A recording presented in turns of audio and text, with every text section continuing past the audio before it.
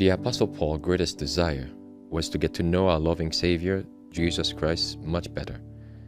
Would you like to know him? Listen to this devotional. That I may know him, a devotional by Ellen G. White, our perfect pattern. He saith unto them, But whom say ye that I am?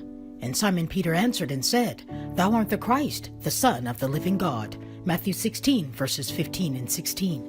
To human eyes, Christ was only a man, yet he was a perfect man. In his humanity, he was the impersonation of the divine character.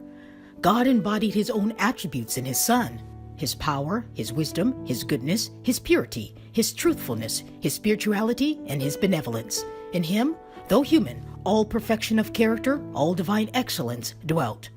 And to the request of his disciple, Show us the Father, and it sufficeth us, he could reply, Have I been so long time with you, and yet hast thou not known me, Philip?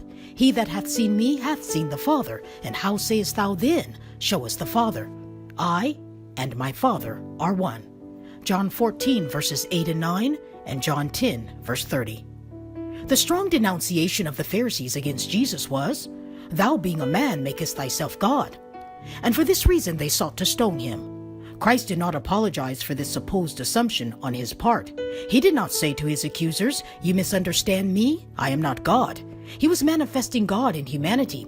Yet he was the humblest of all the prophets, and he exemplified in his life the truth that the more perfect the character of human beings, the more simple and humble they will be. He has given to men a pattern of what they may be in their humanity through becoming partakers of the divine nature. The centuries that have passed since Christ was among men have not lessened the confidence of our testimony that Christ is all that he claimed to be.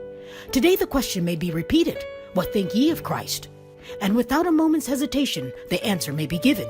He is the light of the world, the greatest religious thinker and teacher the world has ever known.